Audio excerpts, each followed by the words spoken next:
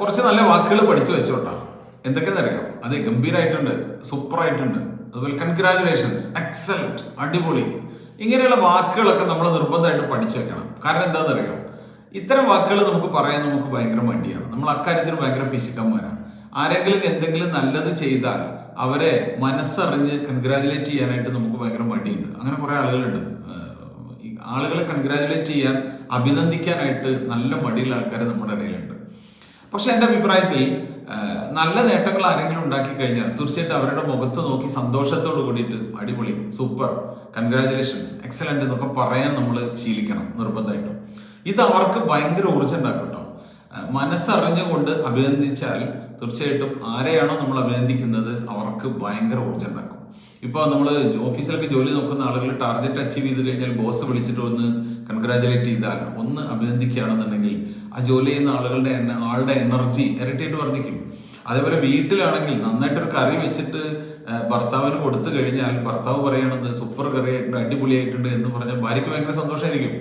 ജോലി ഒരു ടാസ്ക് കൃത്യമായിട്ട് ചെയ്ത് വന്നു കഴിയുമ്പോൾ അത് നന്നായി, ഗംഭീരായി എന്നൊക്കെ പറയുന്നത് ആളുകളിൽ വലിയ ഊർജ്ജം നിറയ്ക്കും. അതവർക്ക് ഇരട്ടി ജോലി എടുക്കാൻ അല്ലെങ്കിൽ ഇരട്ടി റിസൾട്ട് ഉണ്ടാക്കാനൊക്കെ നല്ല എനർജി ഉണ്ടാക്കി കൊടുക്കും. അപ്പോൾ പരീക്ഷയിലൊക്കെ കുട്ടികൾ ജയിച്ചു കഴിഞ്ഞാൽ, ജോലി കിട്ടിക്കഴിഞ്ഞാലൊക്കെ ആളുകളെ വിളിച്ച് നമ്മൾ ഫോണിലൂടെയെങ്കിലും എന്ത് ചെയ്യണം, കൺഗ്രാജുലേറ്റ് ചെയ്യണം, അഭിനന്ദിക്കണം. അപ്പോൾ ഈ അഭിനന്ദനം എന്ന് പറയുന്നത് വളരെ സന്തോഷം ഉണ്ടാക്കുന്ന കാര്യമാണ്. പക്ഷെ നമുക്ക് പലർക്കും പറ്റുന്നൊരു അബദ്ധം എന്താണെന്നറിയോ, നമ്മൾ അഭിനന്ദനം ആഗ്രഹിക്കുന്നുണ്ട്. നമ്മളെ ഓരോരുത്തരും കൺഗ്രാജുലേറ്റ് ചെയ്യണം എന്ന് നമ്മൾ ആഗ്രഹിക്കുന്നുണ്ട്. പക്ഷേ നിർഭാഗ്യവശാൽ നമ്മൾ മറ്റുള്ളവരെ അഭിനന്ദിക്കാനായിട്ട് പിശുക്ക് കാണിക്കുന്നുണ്ട്. ഇപ്പം ഞാനൊരു ആദ്യമായിട്ടൊരു വീഡിയോ യൂട്യൂബിൽ സോഷ്യൽ മീഡിയ പ്ലാറ്റ്ഫോമുകളിൽ പോസ്റ്റ് ചെയ്തപ്പോൾ കുറേ ആളുകൾ എന്നെ വിളിച്ച് നല്ല അഭിപ്രായം പറഞ്ഞിട്ടുണ്ട്. അതിൻ്റെ വീഡിയോ സൂപ്പറായിട്ടുണ്ട്, ഗംഭീരമായിട്ടുണ്ട് എന്നൊക്കെ പറഞ്ഞപ്പോൾ എനിക്ക് അടുത്ത വീഡിയോ കുറെ കൂടി മെച്ചപ്പെടുത്താനുള്ള ഊർജ്ജമാണ് എനിക്ക് അതിന് കിട്ടിയത്. കുറേ സുഹൃത്തുക്കൾ, എൻ്റെ നല്ല ബന്ധമുള്ള ആളുകളൊക്കെ, എനിക്ക് നന്നായിട്ട് നല്ല ബന്ധമുള്ള ആളുകൾ, എൻ്റെ കൂടെ ജോലി നോക്കുന്ന ആളുകളൊക്കെ എന്നോടിത് നന്നായി നന്നായി നന്നായി എന്ന് പറഞ്ഞപ്പോൾ ഞാൻ അടുത്ത വീഡിയോ കുറെ കൂടി മെച്ചപ്പെടുത്താൻ എന്താ ചെയ്യാൻ പറ്റുക എന്നുള്ളത് ഞാൻ ചിന്തിച്ചിരുന്നത്.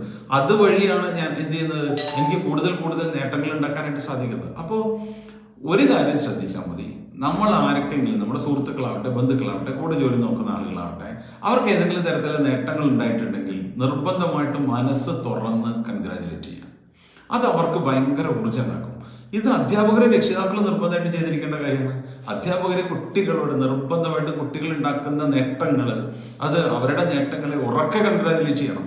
അവരുടെ സാധാരണഗതിയിൽ നമുക്കൊക്കെ പറ്റുന്ന ഒരു അബദ്ധം എന്താ വെച്ചാൽ, കുട്ടികൾ ഏതെങ്കിലും തരത്തിൽ തെറ്റ് ചെയ്താൽ നമ്മൾ അവരെ ശിക്ഷിക്കുന്നതും അവരെ ശാസിക്കുന്നതും ഉറക്കെ പറയും. പക്ഷേ അവരെ കൺഗ്രാജുലേറ്റ് ചെയ്യാൻ നമ്മൾ മറന്നുപോകും, അല്ലെങ്കിൽ കൺഗ്രാജുലേറ്റ് ചെയ്യുന്നത് വളരെ പതുക്കെ ആയിരിക്കും.